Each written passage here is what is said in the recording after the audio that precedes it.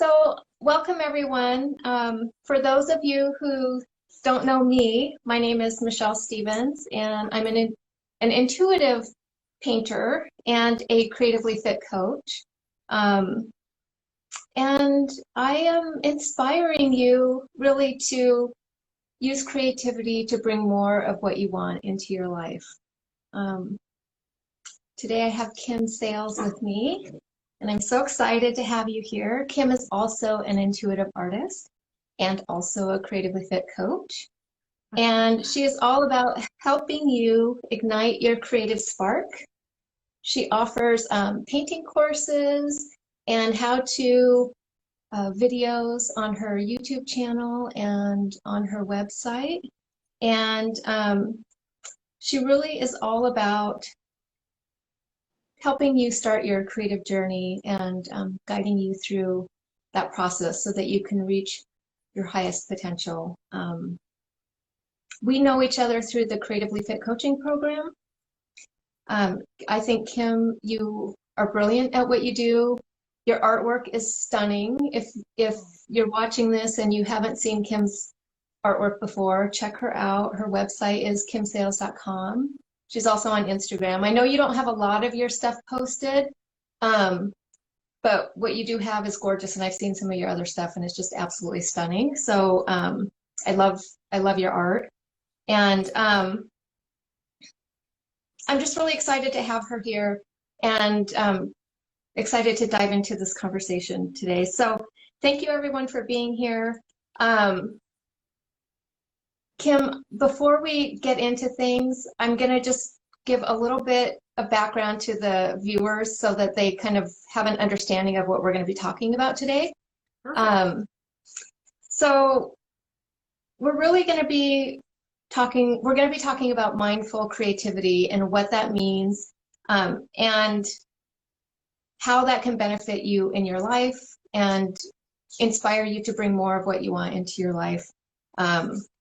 And I have a little script here that I'm reading from because I didn't want to miss anything. So forgive me for looking down, but that's what I'm looking at. So there are two components to this discussion, in my opinion. Clearly creativity and separately mindfulness. And we are talking about marrying those two things together. And I just wanted to read from dictionary. This is from dictionary.com, the definition of creativity, which is the state or quality of being creative, which is pretty straightforward. But it's also the ability to transcend traditional ideas, rules, patterns, relationships, or the like to create meaningful new ideas, forms, method, interpretations, etc. The process by which one utilizes creative ability. And as we dive into this discussion today, I mean, Kim and I both know that creativity is not just about the act of creating itself. It's not just the painting or, the needlework or the baking or whatever it is that your outlet is. It's about doing the actual thing, yes, and also the things that come before it and the things that come after it, that require your skills, your emotions, your persistence. But when I think about that definition of creativity, I wonder, how do you actually transcend those traditional ideas and patterns during the creative process? And that's what leads us to the next item, which is mindfulness. And again, dictionary.com, I just looked up this briefly because I wanted to give you some framework. But mindfulness is defined as a state or quality of being mindful or aware of something, which is clear. But beyond that, in psychology, it's a technique in which one focuses one's full attention only on the present, experiencing thoughts, feelings, and sensations, but not judging them. It's a mental state maintained by the use of this technique that can reduce stress and relieve pain. And some examples of mindfulness might be like listening to the birds chirping in the morning when you first wake up on a nice, spring morning, watching the sunset or sunrise, feeling your feet on the ground when you're in the middle of a meditation, engaging in deep conversation with your best friend, feeling water run through your fingertips when you're doing the dishes. I mean, just that, something that simple can be an act of mindfulness. Great And so cup of what we're coffee. talking, right. And what we're talking about today is marrying again the idea of creativity and mindfulness to reap the highest benefits from your creative practice. And this means allowing yourself to be fully present so that your mind can wander without self-doubt, fear, or judgment. And from this place, being able to sink into creative flow. And that is oftentimes where we have insights, ahas, revelations about what's going on in our life. And maybe it could just be something that you've discovered with your painting, like something you couldn't see before, but once you sink into that creative flow, it's like, oh, okay, I get it now. I see what I need to do. It could be insights into relationships, something we've been struggling with for a while, something we want to change in our life. And it allows us to live a life with more ease and grace. And the thing is that when we are filling ourselves up with fear, worry, self-doubt, judgment, all of those things, we no longer have space in our life to bring in more of what we desire. And so I think this discussion really is about ways that we can like free up that space, ways that we can move into the more mindful, creative process that we want to create. And then, of course, Kim and I have a lot of experience with this, and so we're going to be sharing some of that as well. So all of this sounds pretty easy, right? Like right up front, it sounds really easy, but it's not always easy. And so how do we do all of this? So Kim, welcome. That's why you're here. And Thank you. Thank you for having me. I'm super excited about this conversation. It's a very important one. And you're right. It's kind of the meat and potatoes of exactly what you and I have been teaching and been taught, right, through Creatively Fit coaching program. And also, too, just a little background about myself. I am an artist. I was a graphic artist, right? So the meat and potatoes, I went to MCAD. I had worked in different situations as far as agency, corporate, all of that. But it's always been commercial art. So it's been art on demand, not art for the love, right?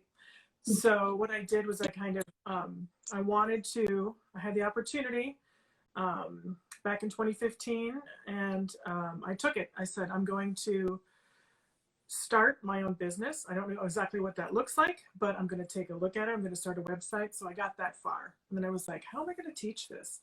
What is really the fun part about creativity, right?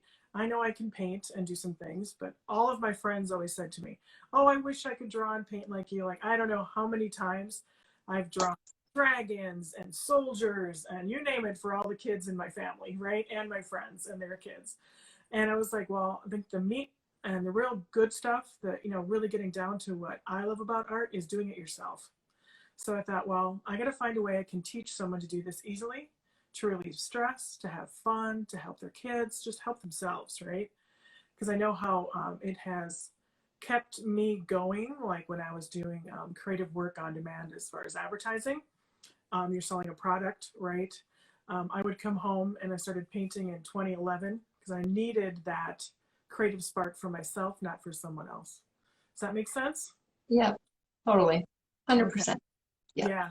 So that creative journey has really been going from going to art school, then getting, making decisions instead of being a fine artist to then go and be a designer, which I love that chapter of my life, but I love this more because it's based on what I want to do when I want to do it. And I've grown as a painter and an artist again. Like I didn't even know if I could paint in 2011. I thought I'm just going to try because that's, I was working on a computer to create, not on a canvas. So I thought, well, I'm just going to give it a go. And I said to my husband, I'd like to get some paints and a canvas and an easel. He's like, well, do you paint? I'm like, oh, yeah, I'm going to try again, And he's like, okay. And I remember him standing behind me while he was out gardening. He'd come in and I've been trying to paint some things. And he's like, and then he'd make like, well, I wonder what that's going to emerge to be, trying to be supportive, but yet wondering, is she really going to be able to paint? All the things you tell yourself. and your family and people around you might tell you, can you really do this? And what I love is it's just as easy as taking a brush and going like that. It's nothing magic. It's just a simple act. And um, everyone's like, oh, you have to have talent. Totally not true, right? So I'm wearing my little Fear No Art pendant that I got in, I think it was probably in college. And it's not a political statement. It's truly just a statement about don't fear being creative in any capacity, whether it's painting, drawing, baking, sewing, knitting, whatever whatever you love to do, right?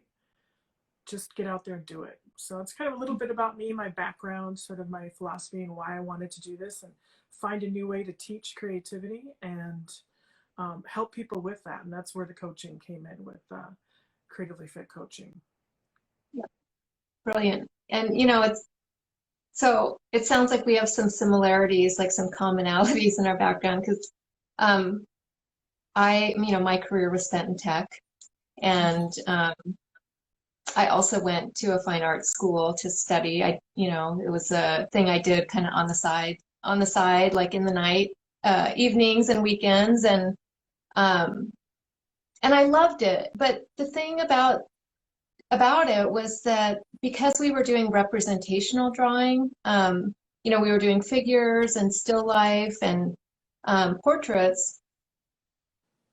There was a lot of left brain analytical thinking that had to happen, to get the perspective right, to get the right shapes and sizes and all the things. And I just knew at some point that I wanted to be doing something that was really coming from my soul and not just, trying to copy what I was seeing, basically.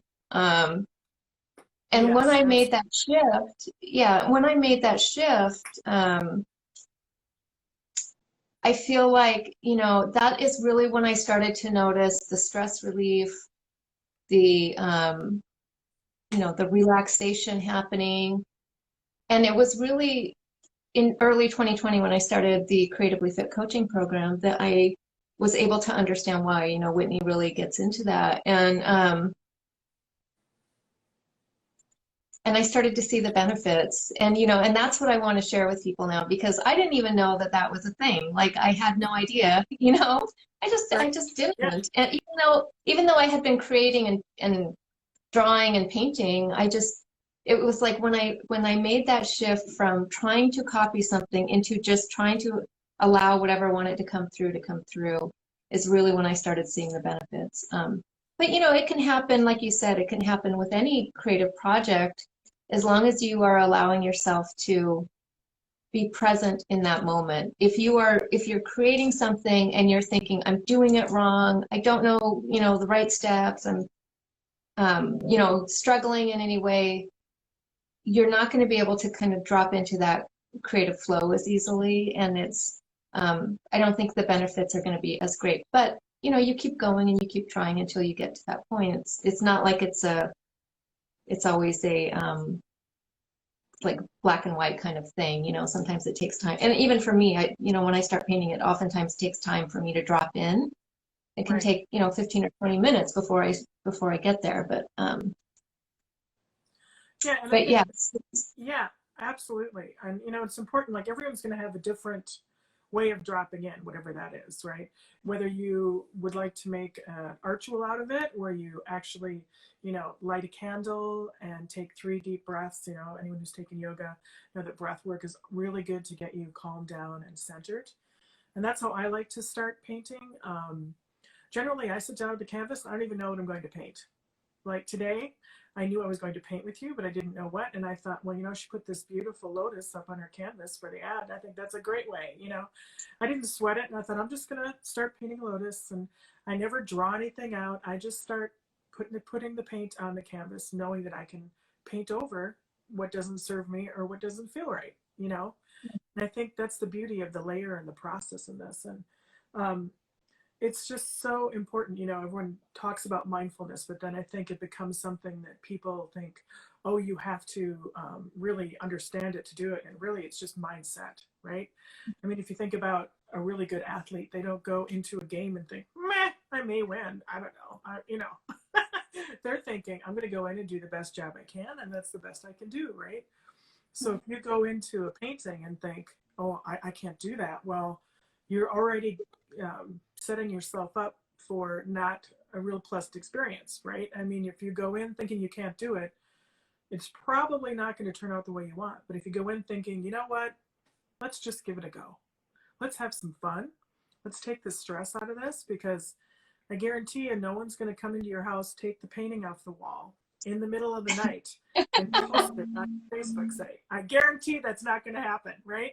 So you shouldn't have any fear about showing your work. Show it to you, you know, do it for you. Yeah. And that's what changed. I used to worry a lot about what is the right way to do it, because I went to art school, right? Oh, well, a real artist doesn't use glitter. A real artist doesn't do this or that. I really freed myself and thought, hell, I'm going to use glitter. I'm going to use anything sparkly that I want and whatever paintings I want.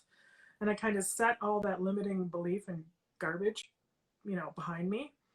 And that has made me, it's just opened up a whole new mindset for myself personally, and giving myself the personal freedom to do whatever the hell I want on the canvas, you know, and unapologetically. Like, if it's not great, so what? I enjoyed doing it. Right. And I think, you know, when we're talking about mindfulness, you know, it's the releasing that judgment, that self-judgment that we all have, right? Yeah, And absolutely. and I think when we allow ourselves to just play, you know, without having an expectation of what something is going to be, then there is no judgment, because how can you get playing wrong? You know, it's like, Exactly. How can you play wrong, right? right. So, you know, whatever marks you make and whatever colors you put on there, like you said, you can always paint over it. And so, you know, no big deal. But that's, you know, that allows that fear of failure to kind of just slowly, it's not something that's going to happen overnight. It does take practice and it takes time. And that is why it's called a painting practice, is because it's something that you show up for on a regular basis. You nurture, you know, you develop over time. And like you were using the reference about an athlete showing up, and you know, if they go into a game saying they're not going to win, well, chances are, you know, they're probably not going to win. And the same thing applies if you start a new hobby, or like, you know, like an athlete wouldn't start their career saying, okay, I'm going to be the best quarterback in the NFL right off the bat, right? Like they start probably at a young age, and they, you know, and they, or at some point they pick it up and they continue to show up every day and develop that skill. And I think a lot of that is the same for any sort of creative outlet that you have. It's like that showing up, the doing it, the consistency over and over and over. And along with that, it's the, you know, along with that, and along with practicing some of what we're talking about today, slowly you're going to be able to just kind of let that fear and judgment go. Absolutely. And I think, you know, I think analogies are really good in helping with mindfulness and creativity, because I don't know how many people are on here, but I do this myself. Like, all right, so if you're in North America, you're most likely an English speaking person. So you can speak English, you can write English, and you can print English, correct? And you're communicating like I am right now in English. So if you can write in English, are you a writer? Or do you say, oh, no, I can't write, but yet you write every day, right? You know, if you're communicating, you're using that skill. So when people say to me they can't paint, I said, okay, well, have you ever painted a wall in your house? Well, yeah. Well, then you painted. Yeah. So you've got a skill there. You already know how to use a brush. You know that if you put a lot of paint on, it drips. If you don't put enough paint on, it makes kind of dry, scratchy, you know. So you've already got those skills. So it's not like it's something totally brand new. You just have to think of it in a new way, right? Oh, I've done that before. Or have you drawn a stick person for your child, right? Or for yourself when you're trying to write something down and think, this is kind of what I want it to look like, right? Well, you've drawn then. You know, it just kind of takes the, just changing your mind, right? And having the, you know, just the wherewithal to keep at it and know that it's not going to happen overnight. And I didn't it didn't happen for me overnight. And I thought, oh, I'm going to be able to paint faces. Believe it or not, before I took this course, I shied away completely of painting any kind of face because I thought, oh, I don't have those skills, right? So, and now I'm painting Buddhas and Tara and faces and whatever comes into my view or my mind, with the intuitive part.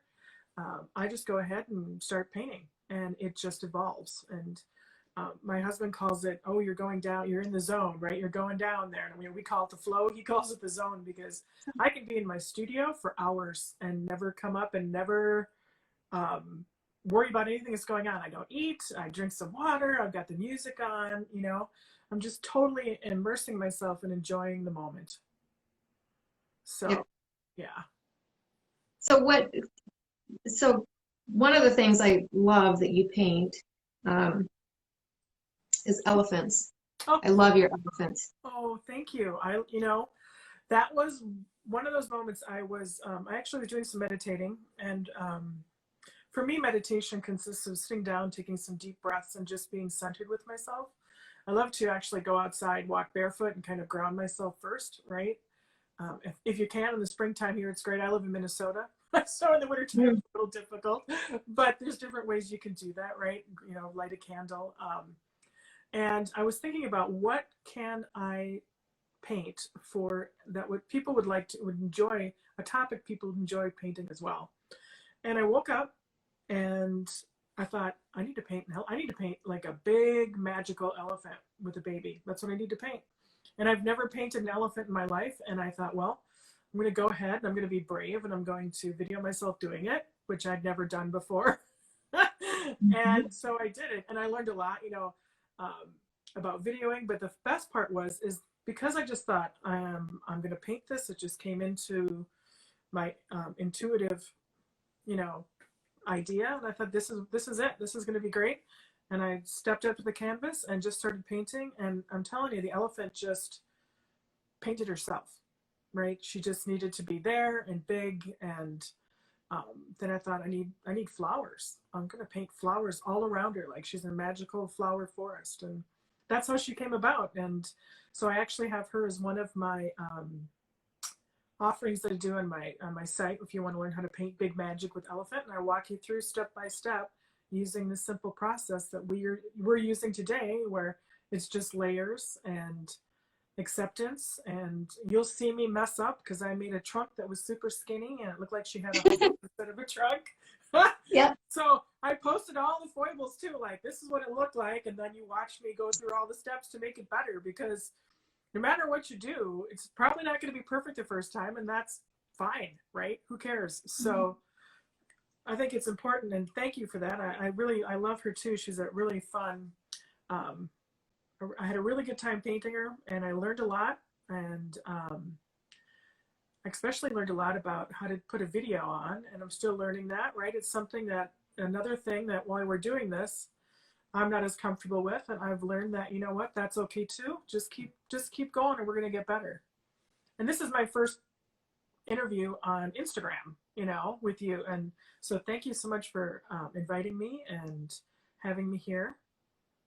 Yeah, I think, what you said about working on the, two things. The importance of showing people that that you didn't do something the way you wanted the first time, and how to correct it. I mean, I think that's really valuable for your students to see that, so that they know they don't have to get it right the first time, Right. But then also, like you said, creating videos, that's another part of your creative process. And that's when I was mentioning in the beginning that there's like the thing that you do, which is the painting or the knitting or the baking or whatever it is. And then there's all the stuff that comes before and after.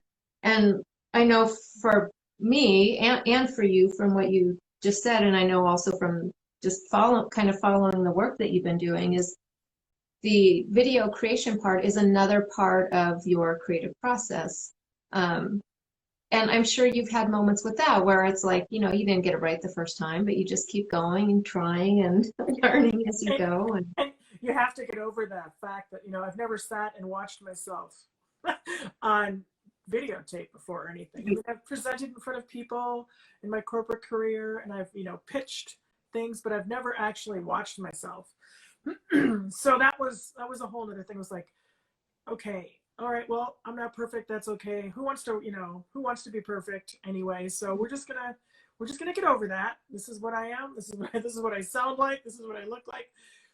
It's interesting how you always think you appear or sound different than you actually do. You know, it's like, you know, hearing yourself on the phone or on the tape. It's always different. So it was one of those things I thought, well, I just have to do it, and it's not going to be, you know, I may not enjoy it. And you know what? I ended up really liking it. I shocked and surprised myself. Yeah. You know, I was like, this doesn't really, I'm having fun. And it actually deepened my experience with my painting, because I was telling myself and talking about what I usually think, right? So I'd hear myself saying, oh, and this, and look at that, and this just happened here, and just, you know, so it was kind of, it's like a affirmation of, you know, kind of what you're feeling and you're painting, and things aren't going to be perfect. And I really enjoyed doing it. So that was, to me, was a complete revelation. I didn't think I was going to go, boy, am I going to love videoing. But actually, you know, I really like it. I'm having a blast doing it and learning about it. And it's not perfect. I'm not perfect, but you know, that's okay. Well, it's really fun, I think, to see the work that you're doing from a different perspective. Um, because you see things you don't, you know, that you normally probably wouldn't even pay attention to or don't realize that you do, or you know, and so it's giving you, I think it's just giving you new perspective to your art. So what you're doing is, yes, it's informing your art, and that's a beautiful, it's sort of this cycle that happens, you know. I'm trying to squeeze paint out of this tube. So Right? Yeah, you know, it's just something that I didn't expect I would like. And I actually, so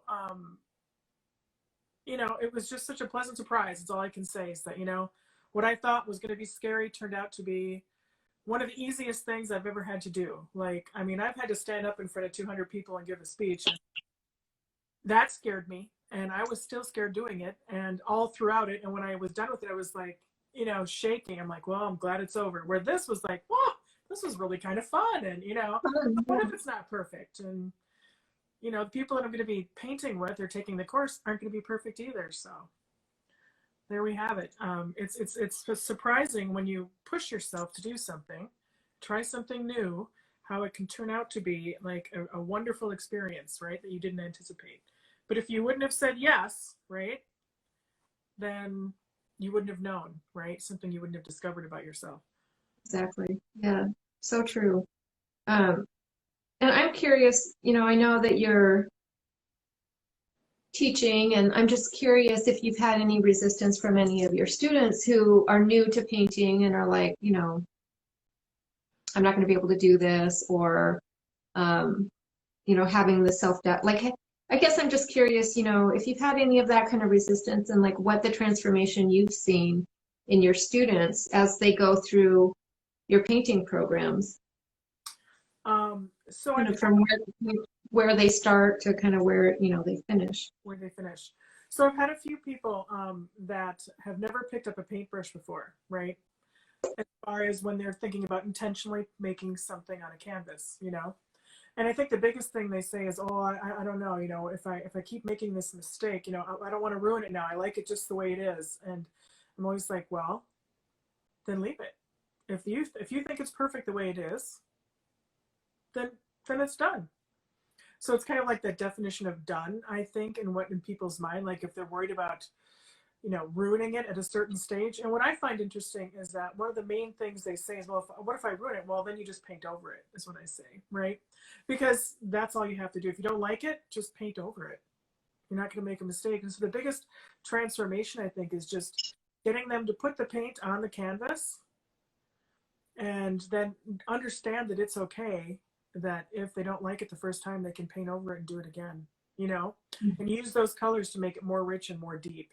It's like that first fear step, right? And I think there was, I think it was Whitney actually who used a really good, another analogy about fear. So if you're going to when you're teaching someone to bake, like if you learn how to bake from your mother or your grandmother or online, wherever it was, the first cake you bake, was it perfect? Probably not. But did you say, I'm never going to bake a cake again, right? I can't put the flour in with the sugar the way I'm supposed to, so I'm not going to try that again. You know what I mean? I think if you break it down to like the ingredients, you know, so the ingredients here are, you've got yourself with a brush and some paint. And no matter what you do, it's okay because it's your painting. So it's that first fear step, I think, really is the fun part of watching people get over that hump. And then I've seen some of the paintings that they've done now. Look what I did. I did this for Christmas and I did this for, you know, and they're just having so much fun doing it and they're giving it away and they're having fun, you know. That's what I love to see, is that they've taken something they thought they couldn't do and they're actually you know, using as gifts and that sort of thing. Well, how wonderful is that? Giving a piece of yourself to someone. Totally. I've told this story before, but in one of my painting workshops, I taught a woman who's 70 years old and she had never painted before. And she was so scared, Kim. She was like, you know, what you're talking about when you were speaking in front of 200 people. She was literally shaking before we started because she was like, I have never painted. Even when she was a little kid, she had never painted because she grew up in a really remote area and they didn't have an arts program at her tiny school. And so she had never in her life even finger painted or anything. And she just said, you know, I just don't know if I'm going to be able to do it. She was shaking so badly that she could hardly even hold the paintbrush. And I noticed, you know, finally we got started and I noticed about an hour in, because I had the music going in the background and, you know, it was just very like relaxed. I could just see her shoulders relaxed, her posture relaxed. She had stopped shaking. She was totally into what she was doing, you know, and Right. just having fun. And I just thought, you know, that was such a transformational moment for me because I realized that like there's a way to expose this process to people without it being painful, Right. without it, you know, being something that they have to fear. And she ended up loving her painting, and and it wasn't perfect, you know. And she asked for my help partway through, and I helped her, and it was fine. But it was like she just ended up loving it, and I just think how many people are out there who are afraid of doing whatever it is, you know? And it's like if you just allow yourself the possibility that it Right. might just be okay, you know, and this is a lesson I'm learning myself and all kinds of things, and probably will forever and ever. It's not like you just, Absolutely. Just, you know, magically have this or you don't. I mean, I suppose some people probably do, but you know, it's, I think for most people, it's just an ongoing kind of life lesson thing. But we're all evolving, I think, as we do different things and try different things. And that's what makes life more interesting, right? And you have more, like, I think one of the largest things that spurred me on to start my own business, because that was, you know, putting myself out there was one of the big fears for me. Not drawing a painting in front of someone, but actually just getting in front of someone and telling them, okay, I'm an artist. This is what I do. And look at this, right? Because you're showing your little, you know, your little white underbelly to the world, you know? And you're setting yourself up. Some people are going to like it and some people aren't, and that's okay, right? But if you don't do it, the only person that's hurting is yourself. So if you sit there and think about, I wish I had done that, right? Then I think that's the crime, right? If you don't get out there and try something, then the only person that hurts is yourself, not the person who you think may criticize you for it. I mean, who cares, right?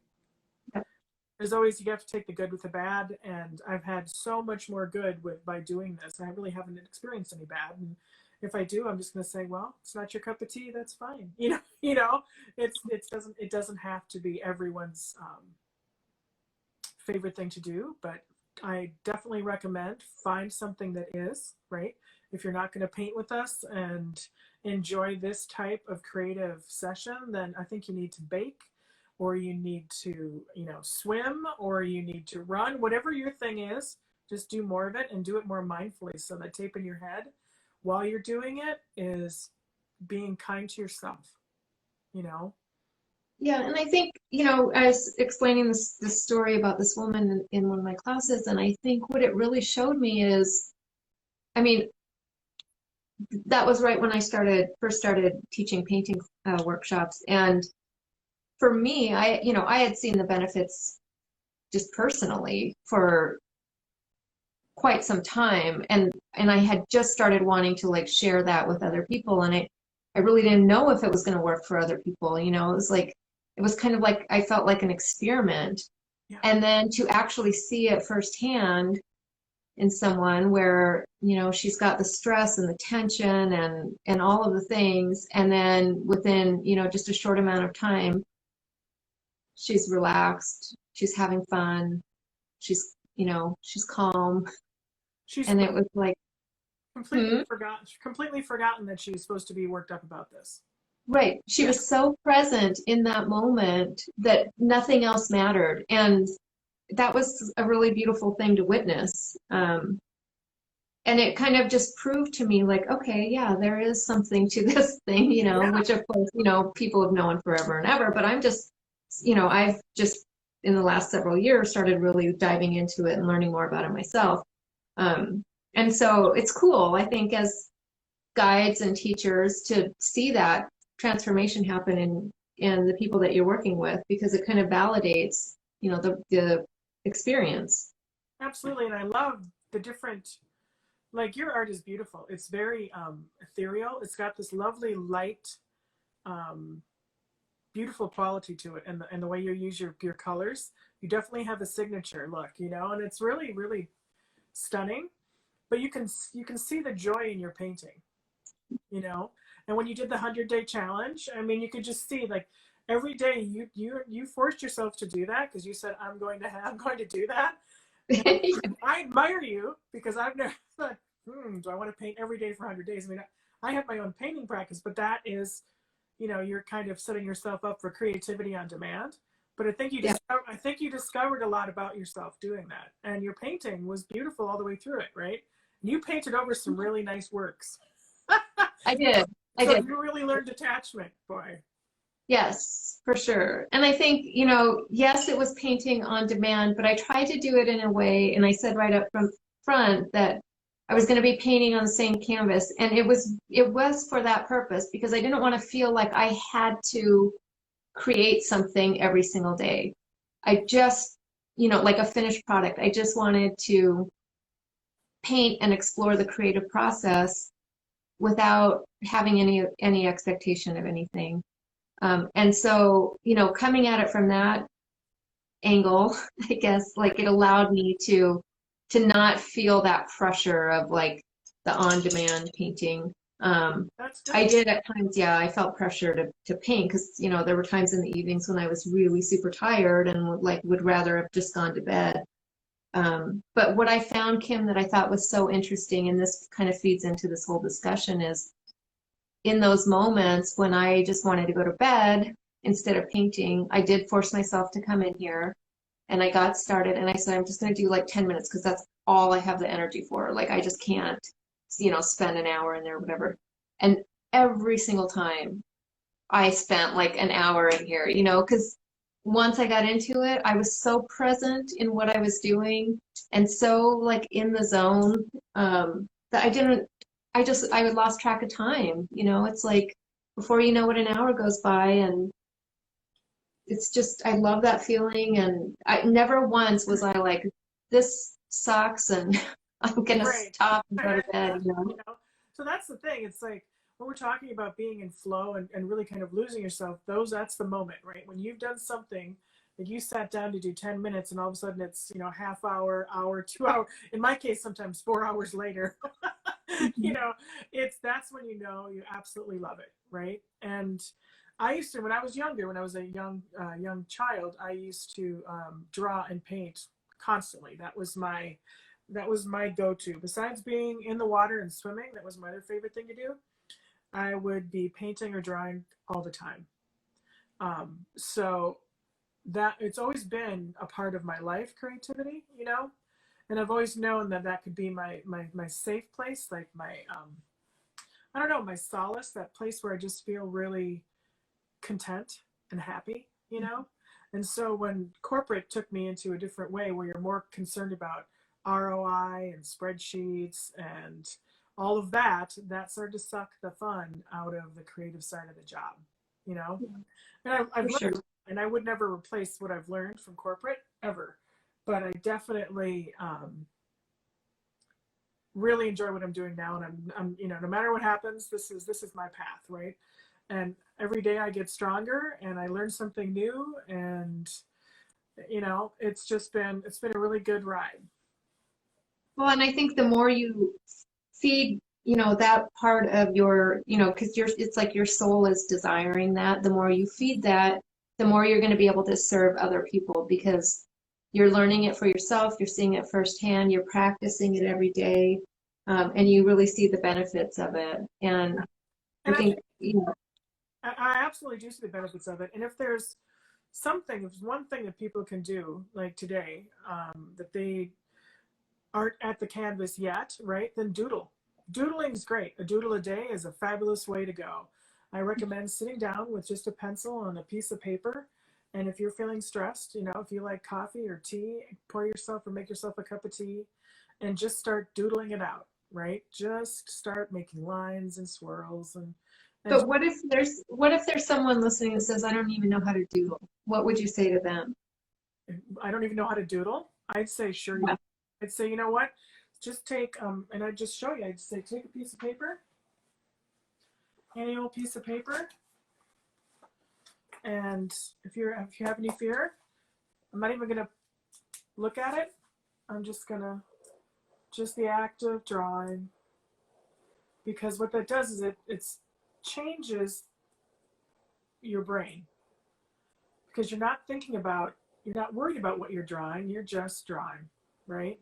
You're just making marks, and so your brain has to focus on, okay, my hand is moving, the pencil's moving, but you don't really have to draw anything.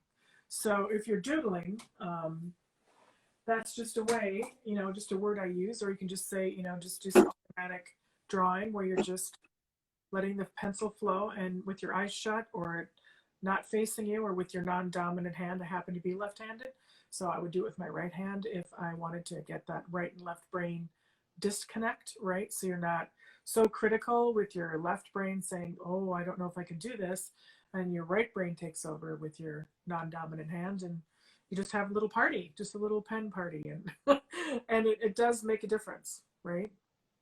And so, and you know, I can hear people saying, well, it's not going to, it doesn't look like anything. Like it's supposed to look like something, you know? Right. And that's not necessarily the case. It doesn't have to look like anything if it makes you feel better, right? Mhm. So you're going to start by putting the doodling down, and then maybe you'll advance to, okay, well, that wasn't so hard, but I'd rather draw a frog, or I'd rather draw my dog or my cat. Well, then we're going to sit down and we're going to talk about, you know, let's just make out a cat. First you start with a circle, then you start with two little triangles for the ears, then a little circle for the nose. You know what I mean? Yeah. Just kind of break it down into small digestible bites. I think one thing that's really important too is, we can get into this perfectionist mindset of like, it's got to look exactly like a cat. Um, but I think, when you're playing and you're just having fun, and this happens so much with little kids, draw the cat, it's gonna look, we're gonna know what it is, right? It doesn't have to look perfect. And it's like, well, it's like my lotus flower. It doesn't look exactly like a lotus flower. It's fine. We get the idea. We know what it is. We know what it Um, is. And you know, and the thing yeah. is, let's talk about some of the great masters, right? Picasso. You know, I mean, he gave himself license to create whatever he wanted, however he felt like it. So he took the face and changed all of, you know, where the features are. Your nose is over here, your ear is up here. People still know it's a face, right? And that he became famous, right? He had many periods. He had the blue period, all these different things that a lot of people don't even know about. And all I remember is, okay, he did this really kind of cubist form of, you know, pulling it apart, and yet no one says to him, well, that doesn't look like a face, right? Some of the most interesting artists, I think. And I'm one of my favorites is, you've seen and heard of Grandma Moses, right? Yeah. Okay, it's not particularly that I love folk art. Okay, that's really not my bailiwick. But what I appreciate about her is that she started at 73. So she was a farmer. She just loved to draw on the side, but she was definitely in the fields toiling away with her family, right? And she started painting. And so what she did was, when she had a few things on boards that she'd painted, she brought them to the local drugstore and had them on sale for $3. Okay. And an art critic just happened to be going by and thought, I love the naivety of her art, the way she painted things, because she doesn't have a formal education in art and because it doesn't look perfect. That was the beauty of her art. So now, obviously she's passed away, but she's, a multi-million dollar, her paintings go for millions, and this is something she did from her age 73 to 90, right? She gave herself permission. And the reason she started to paint was because she lost her husband. Okay. So the painting became therapy and made her happy and gave her something to focus on besides sorrow. So I think that's a really important lesson when you're thinking about, it doesn't look right, it doesn't do this. It's also to improve your life, right? Improve your mindset and kind of help you through those tough times. So that's kind of one of my favorite stories about her, is because what courage she had, right? And she didn't do it because she felt courageous. She did it because she wanted to do something besides be sad, right? I mean, It's such a great lesson. I mean, there's so many lessons in that story. One is you're never too old to learn to do anything. I mean, period. Like life should be a lifelong journey of exploration. And I mean, it's just my opinion. Like, I just can't imagine ever getting to a point where am like, I don't want to learn anymore. It's like I right. constantly want to learn and feed my soul and fuel myself through just exploration of all kinds of things. So I love that she picked it up when she was in her 70s. Right. But then also it's so powerful. It's such a powerful statement of how creativity can help us navigate not just the really good times in life, but also the really challenging times, Yep. the most painful times. And if you would have asked me that even like probably 5 years ago, um, because I was really new into this kind of painting back then, I would have been like, well, that sounds kind of odd. Like, how does painting help you if you're grieving or you're suffering from pain or any of those things? But it is really this mindfulness that we're talking about, where when you just allow yourself to create for the purpose of creating, Creating for creating's sake. and Absolutely. you become really present, the only thing that matters in that moment is what you're working on, and you're not thinking about all of the other stuff going in your life. I mean, sure, if you're grieving, you're going to be thinking, there's no way to get around that. But it gives you moments of just hope because your mind is focused on something else. So I really love that story. But this is where my painting is. I've just been kind of embellishing my lotus. Oh, that's lovely. That's beautiful. I love the little dots of like little fairy lights. That's wonderful. And I'm going to just show. So this is a great example. I wrote "Love Yourself," and my why went totally off the canvas. Now, do I freak out about it? No. I just paint over it, and at some point it's all going to be painted over anyway. So right now I'm doing the same thing. I'm painting my lotus. And my mhm. water, if I look at this, it doesn't exactly look like water, but I don't care. If I was hard on myself, I'd say, oh, I have to redo all that. No, I don't. I just took a piece of paper toweling, and I'm going to be as unprecious as it is, and wiped it off, right? And then I can paint over what I don't like. You know what I mean? But it is beautiful. Oh, thank you. And really, one of the things that I've learned about this process too, in giving yourself permission, is I give myself permission to use multiple colors on my brush and not worry about how it's going to mix up. And then I just take another big scoop of like yellow or magenta, and I just slap it on and I don't even clean my brush, you know? And I kind of get those yummy different collision of colors, you know? But yeah, so it's just really, I just love the whole experience of creating. And I think, Michelle, you've probably had more experience in doing live, in-person um, workshops than I have. I started this during COVID, right? Mm. I really got into this. I was part of the May crew for the Creatively Fit coaching in 2020. And so the teaching I've done has been on Zoom or responding to posts in my Teachable course, right? And things like that. And so I haven't had the um, experience yet of teaching painting one-on-one, which I'm looking forward to that, you know, now that things are starting to open up a little bit. I'm fully vaxxed, so I'm good there, you know. And so I'm looking forward to doing some of those workshops one-on-one or in groups or whatever, you know, really getting into that. But I've loved the experience of, you know, Zoom, and it hasn't bothered me at all as far as feeling artificial. It just seems normal. That's the one thing the pandemic gave us, was a different sense of normalcy for being, I guess, online, right? Yeah, and I think, you know, both have their advantages, right? When you're in person with a group of people, you can feel the energy in the room, and you can kind of wander around Yeah. and see what people are doing, and help them on a more personal level in that way. But I think, you know, being online, you're able to reach a lot more people. You're able to help more people because of that. And then you just, you know, you adapt your teaching style to, you know, to work in that format. And yes, it's harder because you can't just like reach through the screen and help someone with their Yeah. painting. But I do think it can also be really empowering for your students, because they kind of have to, you know, it's like if they don't do it, nobody else is, like, you're not going to be able to walk over and just correct something for them. Like, so they're having to do it for themselves.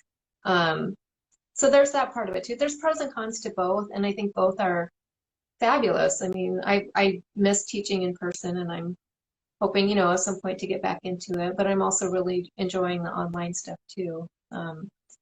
You know, and it's fun. It's really fun, I think, to be online. One of the things that I really love about it is I found, you know, when you teach online and then your students don't go into it like really sometimes knowing fully what to expect, and they come out with a painting that they weren't expecting, and they're Mm-hmm.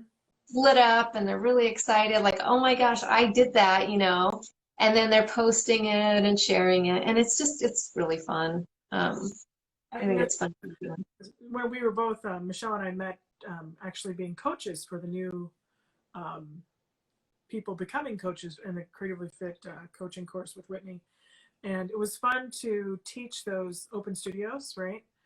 And the reason I chose Buddha was because a lot of people are afraid to do a face like I was. So I thought, what's the one thing that I could help people do? And I tried to break it down into very simple, you know, like the most simple portion, like your nose, and this, it looks like a hockey stick, you know. So just had people, I know you came to it, which was super fun. And so that was wonderful to see people post all those different Buddha faces. Some people had never painted a face, and I was like, yes, this, you know, this so works, and they really enjoyed it. So it's And just to give people context who are watching this and maybe don't know what we're talking about. okay. So Whitney Freya, she's an artist in Oregon, and she has she's been an artist for many, many years, and she teaches a program called Creatively Fit. Um, and yeah, when I went through it, it was a 10-month-long program. Right now, I think the students are going through it. The program is 7 months. It's kind of a modified version of what I went through. And it's just really teaching all about how to connect to your creativity, your creative process through painting, and using what you learn in there about being mindful in your practice and showing up, and all of the things that we're talking about today to inspire other people. And so Kim and I both went through that program last year, and then this year we're acting as guides for the current round of students who are going through it with Whitney, and it's just been a really fun experience. So That's what she's referring to. Yeah, thank you But for that. yeah. And so I can't believe it, but we're almost out of time. This always feels like it's like 5 minutes long. But I just wanted to give you a chance to let people know again how to find you and what you're up to. I know you have some courses if you want to tell people about those, because some of them look really interesting. Sure. And then anything else that might be coming up for you. So I have a beginning painter's course called Dip, Dab, and Swoosh, where I walk you through how to use, how to buy your materials you'll need. There's all sorts of online resources for that, where to go, where to buy them, where to start, how you start drawing, how you do the layer process. So it's for beginners. I make it very simple and break it down easily using the 4-step process for painting. And then I have, after that, painting Big Magic with Elephant, where if you want to learn how to paint an elephant or you just want to hone some of those skills you perhaps have learned in the Dip, Dab, and Swoosh, that's a great next step. And then I have the Wisdom of Whale Song, which really talks about using your voice, mindfulness, right? And then pairing that with the Wisdom of the Whale Song, because whale song goes out into the ocean, right? They're not just communicating to one whale. It's like, if you thought about what you said and how you said it and the intention of it, right, and setting those intentions, and you did it like a whale did it, you wouldn't say a lot of the things to yourself or anyone else that you'd say. So it's just being very mindful of your voice and how you communicate to yourself and others, right? And just being gentle with yourself. So there's those courses. I also have some coaching on there. I have some free things as well. How to demystify color mixing if you've never mixed paint. I've got how to use brushes and identify it. So all sorts of good stuff, right?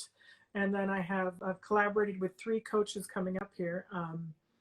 And it's going to be on 3 symbols, using the power of 3. 3 coaches, 3 symbols, 3 different time zones.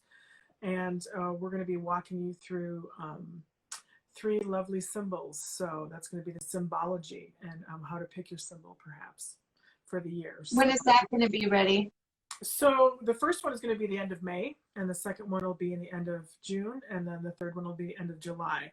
So we're doing them in 3-week sessions, and I'll be posting all the dates on my Facebook page, and so will Lynn and Mary, the other coaches who's doing it with me, and so we're looking forward to that. So all those dates are going to be on my Facebook page, so you can go to Kim Sales Art and Courses on Facebook, or you'll find me, Kim Sales.